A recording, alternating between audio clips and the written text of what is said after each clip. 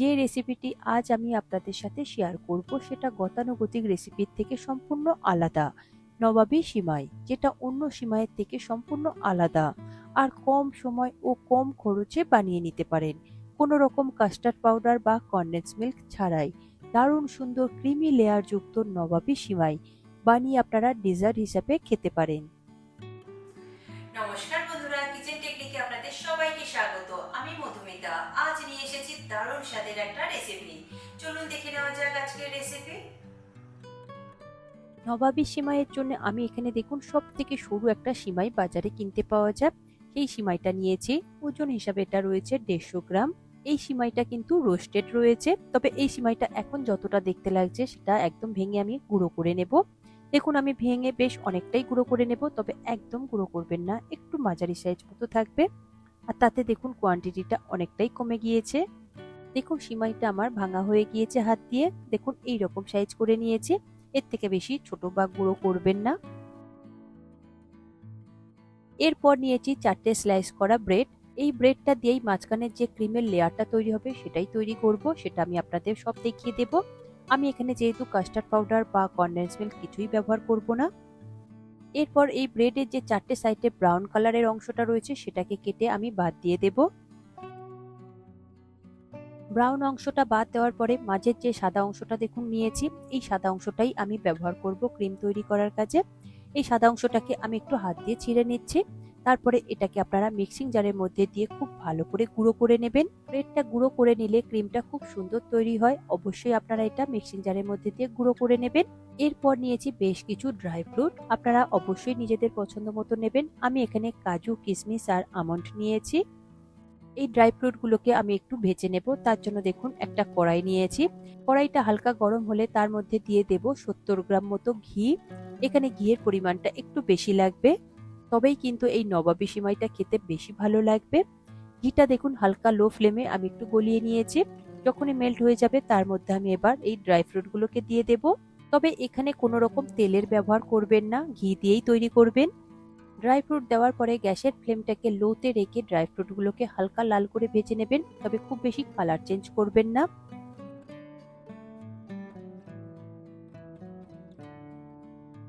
দেখুন কন্টিনিউ নাড়াচাড়া করে আমার ভাজা হয়ে গিয়েছে। এরপর একটা ঝাঁঝরির সাহায্যে এটাকে ঘি থেকে তুলে নেব। এটা একটা প্লেটের মধ্যে রেখে দেব। কখন এটা ব্যবহার করতে হবে সেটা আমি আপনাদের দেখিয়ে দেব। এরপরে ওই ঘিয়ের মধ্যে আমি দিয়ে দেব দেখুন ভেঙে রাখা ওই সিমাইগুলো। সিমাইটা দেওয়ার পরে গ্যাসের ফ্লেমটাকে মিডিয়ামে দিয়ে কন্টিনিউ নাড়াচাড়া করবেন, তা না হলে কিন্তু সিমাইটা খুব বেশি কালো হয়ে যাবে, তখন কিন্তু একদমই ভালো লাগবে না। সিমাইটা ভাজতে ভাজতে আপনারা লালচে রং আসবে, ঠিক সেই রকম করে আপনারা ভেজে নেবেন। এরপর দেখুন আমি চিনি নিয়েছি, এটা পাউডার চিনি রয়েছে। আমি এখানে 70 গ্রাম মতো চিনি নিয়েছি। চিনিটা আপনারা এখানে পাউডার করে ব্যবহার করবেন, মিক্সিং জারের মধ্যে দিয়ে পাউডার করে নেবেন। এরপর ওই চিনিটাকে সিমাইয়ের মধ্যে আপনারা দিয়ে দেবেন, দিয়ে গ্যাসের ফ্লেমটাকে লোতে করে দেবেন, দিয়ে কন্টিনিউ নাড়াচাড়া করতে থাকবেন। দেখবেন নাড়াচাড়া করাতেই সিমাইয়ের সাথে চিনিটা খুব সুন্দরভাবে মিশে যাবে। দেখুন চিনির সাথে সিমাইটা ভাজবার জন্য সিমাইয়ের কালারটা আরো সুন্দর ডার্ক হয়ে গিয়েছে। আর কালারটা দেখুন কত সুন্দর এসেছে, আর সঙ্গে দেখুন চিনিটা একদমই সিমাইয়ের সাথে মিশে গিয়েছে। ঠিক এই রকম করে আপনারা ভেজে নেবেন। এরপরে গ্যাসের ফ্লেমটাকে আমি বন্ধ করে দেব, দিয়ে এটাকে আমি একটা বোলের মধ্যে সেট করে নেব, সেটা আমি আপনাদের দেখিয়ে দেব। আমি এই বোলটা নিয়েছি, এর মধ্যে আমি অর্ধেক সিমাইটা দিয়ে দেব, আর বাকি অর্ধেকটা আমি পরে ব্যবহার করব, সেটাও আমি আপনাদের পরে দেখিয়ে দেব। দেখুন অর্ধেকটা আমি সিমাই দিয়েছি, দেওয়ার পরে চামচের সাহায্যে হালকা করে একটু চেপে চেপে দেব। দেখুন চামচের সাহায্যে আমি চেপে চেপে দেওয়াতে ঠিকঠাক ভাবে শেড হচ্ছে না বলে আমি দেখুন একটা গ্লাস নিয়েছি। গ্লাসের এই পিছনের অংশটা দিয়ে ভালো করে একটু চেপে চেপে আমি শেড করে নেব। গ্লাসের পিছনের এই অংশটা দিয়ে চেপে চেপে শেড করে দিলে সিমাইটা খুব সুন্দরভাবে শেড হয়ে যাবে, একদম টাইট হয়ে যাবে। দেখুন গ্লাস দিয়ে সেট করে নিয়েছি। দেখুন কত সুন্দর লাগছে। আমি পুরো অর্ধেকটা দিয়ে দিয়েছি। এইরকম একটা মোটা লেয়ার তৈরি করে নেবেন। এটাকে এবার আমি সরিয়ে রাখবো। এরপর ক্ষীরটা তৈরি করে নেব। তার জন্য আমি এখানে দুধ নিয়েছি 750 ml। দুধটাকে জাল দিয়ে খুব ভালো করে একটু ঘন করে নিতে হবে, তবে খুব বেশি ঘন করবার প্রয়োজন নেই। যেহেতু এর মধ্যে আরো বাকি উপকরণগুলো পড়বে, তখনই দেখবেন দুধটা অনেক সুন্দরভাবে ঘন হয়ে যাবে, একদম ক্রিমের মতো তৈরি হবে। এরপর স্বাদের জন্য নিয়েছি চিনি। তবে চিনিটা আমি এখানে 100 গ্রাম মতো নিয়েছি। তবে চিনির পরিমাণটা আপনারা কম কিংবা বেশি করতে পারেন। চিনি যদি আপনারা একটু কম খান সেক্ষেত্রে চিনির পরিমাণটা একটু কমিয়ে দেবেন। আর নিয়েছি 40 গ্রাম মতো গুঁড়ো দুধ। 10 টাকার দামের যে গুঁড়ো দুধের প্যাকেট কিনতে পাওয়া যায় সেই দুটো প্যাকেট আপনারা ব্যবহার করবেন, তাতেই দেখবেন 40 গ্রাম হয়ে যাবে। দুধটা দেওয়ার পরে খুব ভালো করে দুধ আর চিনিটাকে দুধের সাথে মিশিয়ে নিতে হবে। দেখবেন দুধটা দেওয়ার পরে একটু দলা পাকিয়ে যাবে, তবে ভয় পাবেন না, পরে ওটা মিশাতে মিশাতে ঠিক মিশে যাবে দুধের সাথে। এরপর নিয়েছি আমি ব্রেডের গুঁড়োটা। আমি পাউরুটির গুঁড়োটা এর মধ্যে পুরোটাই দিয়ে দেব। দেওয়ার পরে গ্যাসের ফ্লেমটাকে মিডিয়ামে দেওয়ার পরে কন্টিনিউ নাড়াচাড়া করবেন। দেখবেন পাউরুটির গুঁড়ো দেওয়ার পরে দুধটা খুব সুন্দরভাবে ঘন হয়ে যাবে। দেখুন দুধটা কত সুন্দরভাবে ঘন হয়ে গিয়েছে। দেখুন চামচের গায়ে কত সুন্দরভাবে দেখাচ্ছে, আর দুধটা কিন্তু একদম মিশে গিয়েছে। এরপরে আমি একটা ক্যারামেল তৈরি করে নেব। তার জন্য দেখুন একটা পাত্র নিয়েছি, তাতে আমি দিয়ে দেব 2 থেকে 3 চা চামচ চিনি।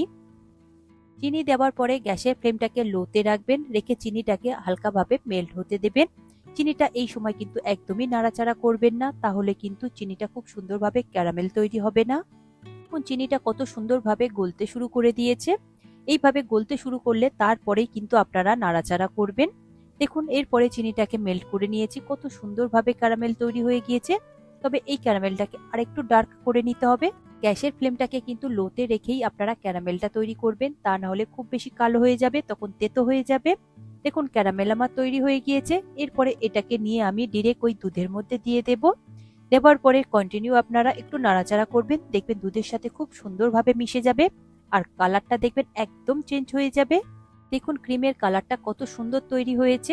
এরপর এর মধ্যে দিয়ে দেব অল্প করে একটু কেশর বা স্যাফরন, এতে করে সুন্দর একটা কালারও আসবে আর ফ্লেভারও আসবে। আর দিয়ে দেব হাফ চা চামচ এলাচ গুঁড়ো।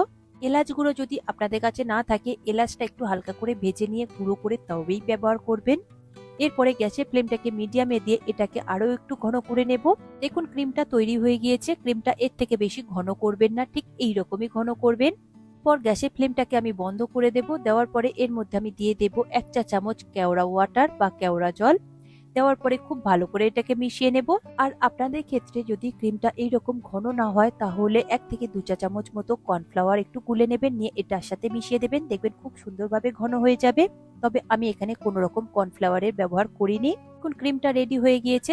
এরপরে ওই সিমাইয়ের বোলটা নিয়েছি, আর দেখুন সিমাইটা কত সুন্দরভাবে সেট হয়ে গিয়েছে, একদম টাইট হয়ে গিয়েছে। এরপর ওই সিমাইয়ের উপরে আমি পুরো ক্রিমটাই দিয়ে দেব। পুরো ক্রিমটা দিলে খুব সুন্দর একটা মোটা লেয়ার তৈরি হবে।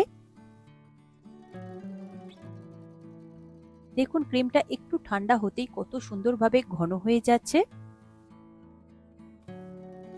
দেখুন ক্রিমটা আমি পুরোটাই দিয়ে দিয়েছি। এরপরে এটাকে একটু ট্যাপ করে নেবেন, যাতে ক্রিমটা খুব সুন্দরভাবে সেট হয়ে যায় আর সমানভাবে লেয়ার তৈরি হয়। এরপর উপর থেকে আমি দিয়ে দেব ওই ভেজে রাখা সিমাই। আমি বাকি যে অর্ধেক সিমাইটা রেখেছিলাম, বাকি অর্ধেক সিমাইটা উপর থেকে একটা সুন্দর লেয়ার তৈরি করে নেব।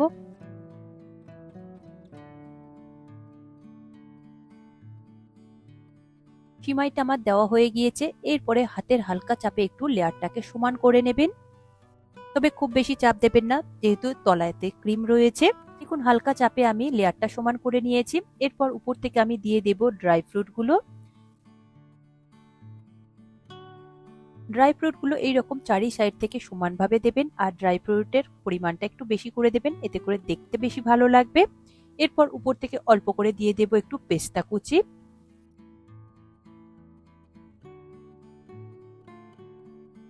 দেখুন সমস্ত ড্রাই ফ্রুট আমার দেওয়া হয়ে গিয়েছে। আপনারা চাইলে নিজেদের পছন্দ মতন অন্য কোনো ড্রাই ফ্রুটও দিতে পারেন। দেখুন 3টে লেয়ার কত সুন্দরভাবে দেখতে লাগছে, আর একদম পারফেক্ট ভাবে সাজানো হয়ে গিয়েছে। এরপরে এটাকে আমি একটা ফয়েল পেপার দিয়ে ঢেকে দেব। ফয়েল পেপার দিয়ে খুব ভালো করে ঢেকে এটাকে আপনারা নর্মাল ফ্রিজে 2 থেকে 3 ঘন্টা মতো রেখে দেবেন।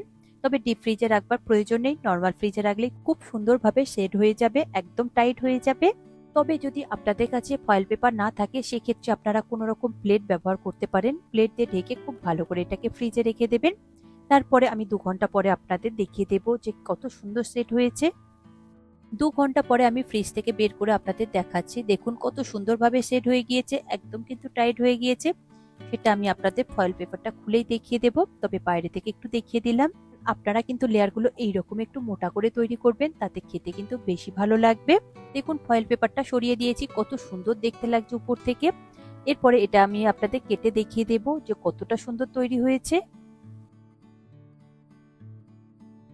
দেখুন এবার আমি নবাবী সিমাইটা কেটে আপনাদের দেখিয়ে দিচ্ছি একটা চামচের সাহায্যে। দেখুন কতটা টাইট হয়েছে, আপনারা দেখে নিশ্চয়ই বুঝতে পারছেন কত সুন্দরভাবে শেড হয়ে গিয়েছে। এরপরে দেখুন 3টে লেয়ার একসঙ্গেই আমি তুলেছি, কতটা পারফেক্ট হয়েছে আর কতটা সুন্দর দেখতে লাগছে। খেতে কিন্তু তার থেকে বেশি সুন্দর হয়েছে। আপনারা এইভাবেই প্রতিটা স্টেপ মেনে তৈরি করবেন, দেখবেন এই রকমই পারফেক্ট তৈরি হবে। যে কেউ কিন্তু প্রথমবারেই একদম পারফেক্ট তৈরি করতে পারবে, এটা বানানো খুবই সহজ। এটা আপনারা সবসময় কিন্তু ফ্রিজে রেখে ঠান্ডা করেই খাবেন, তবেই কিন্তু খেতে বেশি ভালো লাগবে। আর এটা আপনারা একটু বেশি কোয়ান্টিটিতে তৈরি করে নর্মাল ফ্রিজে রেখে দিতে পারেন, তাতে করে যে কোনো সময় যদি আপনাদের একটু মিষ্টি খেতে ইচ্ছা করে তাহলে মিষ্টি খাবার হিসাবে এটাকে আপনারা ব্যবহার করতে পারেন, দারুণ সুন্দর খেতে হয়। আশা করি আজকের এই রেসিপি আপনাদের ভালো লাগলো। ভালো লাগলে অবশ্যই এই রেসিপিটি একবার বানিয়ে দেখবেন, আমার মনে হয় আপনাদের সকলেরই ভীষণ ভালো লাগবে। ভালো লাগলে কমেন্ট করে অবশ্যই জানাবেন, আর লাইক শেয়ার করবার অনুরোধ রইল। চ্যানেলটি যদি সাবস্ক্রাইব করা না থাকে তাহলে সাবস্ক্রাইব করে নেওয়ার অনুরোধ রইল। আজ তাহলে এই পর্যন্ত, আবারও দেখা হবে অন্য কোনো দিন অন্য কোনো রেসিপির সাথে। সবাই ভালো থাকবেন, সুস্থ থাকবেন, আর ভিডিওটি পুরো দেখার জন্য অসংখ্য ধন্যবাদ।